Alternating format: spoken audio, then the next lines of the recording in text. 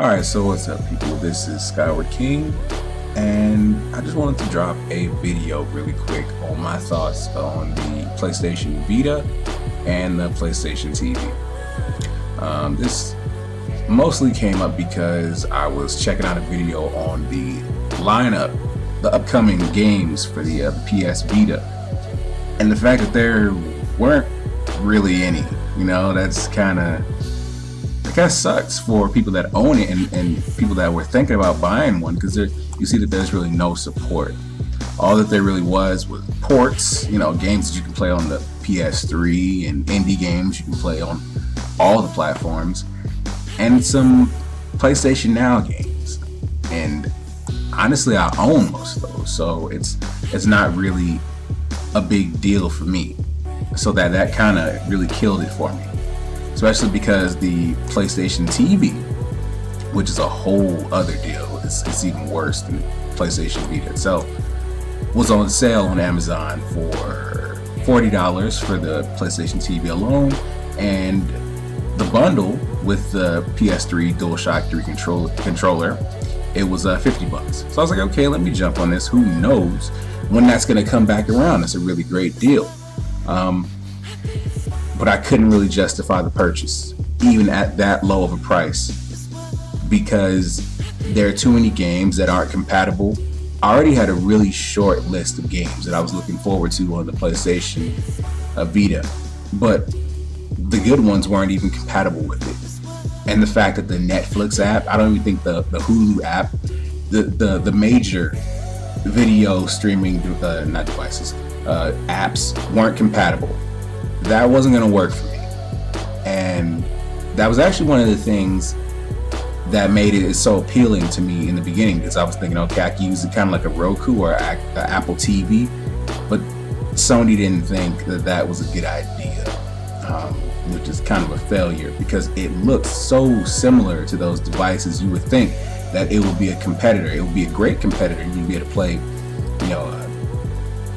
cross compatible games like with PS3 and your PS Vita. You'd be able to play those games on that device, plus be able to turn those off when you're tired, you want to just watch some Netflix, Hulu.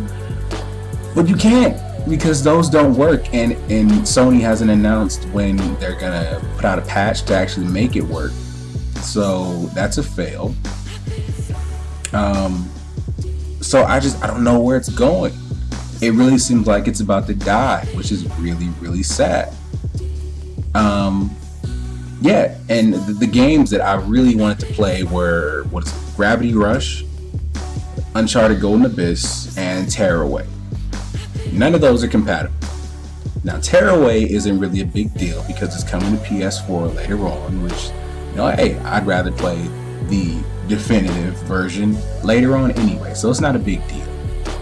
But to have those games not compatible, it really makes it suck. And the fact that I can't even justify that purchase at $50 with an extra DualShock 3 controller, that's terrible. The fact that it's actually at that price at this point when it just released just shows the value of the device. Anyway, that just shows that it's not worth anything. Amazon is basically trying to give those suckers away at $50 with a DualShock 3 controller. It was already $79.99 and it just came out a little bit ago. It's like Sony with the PlayStation Vita / PlayStation TV. They're pretty much in the same position that Nintendo is in with the Wii U. It's like they don't really know what they're doing. They don't know how to market it. Actually Nintendo's in a better position because they actually have software coming out for it. Sony it's like they just threw it out there and just kind of hoped to strike gold, and it didn't happen. I was so hoping it was going to succeed. I thought it was going to be a great addition, to my little PlayStation collection. But there really is no reason to buy it, and that's really unfortunate. So that's really all I wanted to say on that. I just wanted to know what everybody else's opinions on that. So, if you agree with me, you don't, however you feel about it, just drop it in the comments below, and I'll talk to y'all later. Bye.